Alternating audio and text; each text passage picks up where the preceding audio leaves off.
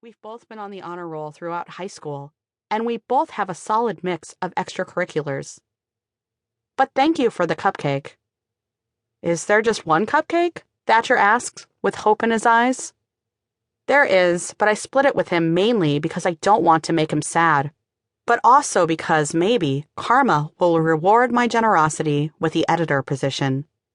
I'm not entirely sure if that's how karma works, but I'm willing to sacrifice half a cupcake to find out.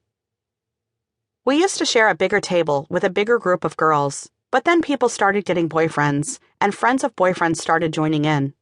So instead of being clustered together at one of the long tables, the huge group split up among the smaller round tables on the other side of the cafeteria. Now it's just Sadie and her boyfriend, Em and her boyfriend, and me. I've decided it's for the best that boys can't be my focus right now, because this smaller table comfortably seats 5. A boy wouldn't just be crammed into my way too busy life. He'd have to be crammed into the seating arrangement as well. Hey, Jules? I look up to see that Alex Powell is standing near our table. Very near. Other tables have noticed too. It feels as if more than half of the cafeteria is looking our way. But I think it feels that way because, literally, more than half the cafeteria is looking our way. Hi, I say in perfect liaison tone. Do you need any help navigating the cafeteria?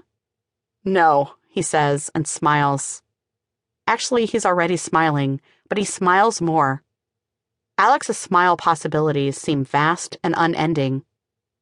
I navigated it pretty well. Cool if I... He nods at the table, and of course on one hand it's obvious what he's suggesting. But on the other, I cannot believe this is what he is suggesting, so I don't say anything. Sit down, Sadie tells him. Justin, get him a chair. You don't have to sit with me because I'm your liaison, I say. There aren't any liaison rules about lunches or anything. There are barely any liaison rules at all. Jules, stop saying liaison, Em says. Justin returns with a chair that he somehow makes fit around the table. Alex drops his tray on the table and sits down next to me, as if it's something he does every day. The nachos were a good choice, Em says with a nod to his lunch tray. Alex wouldn't have any idea that to someone not in our little circle, that was a lot for Em to say, and he should feel special. That's a relief. Alex grins, and I can feel how it's very much in my direction. I wish he would use his special powers elsewhere. Obviously, in no real world is Alex Powell flirting with Jules McAllister Morgan, but it's so easy to forget that for whole seconds at a time. Plus, I have no real experience to go by, unless you count Pete Jablowski, who kissed me 2 summers ago at gifted camp, and then ran away. I actually do count that. Where did you move from? Sadie asks. Was it somewhere colder? Ann Arbor, Michigan, most recently, he says. So, yes. Why did you move? She asks. My dad's job, he says. It happens a lot. Oh, I'm Sadie, she says. This is Justin, Thatcher, Em, and of course you know Jules. I know to Alex it must look like I'm part of, well, not a popular crowd, but at least a cool one. Everyone could fill their own square in some sort of person bingo. Em's in all black in the way that's not gothy, but artsy and intimidating. Thatcher's glasses are orange, so everyone knows he's really comfortable with himself.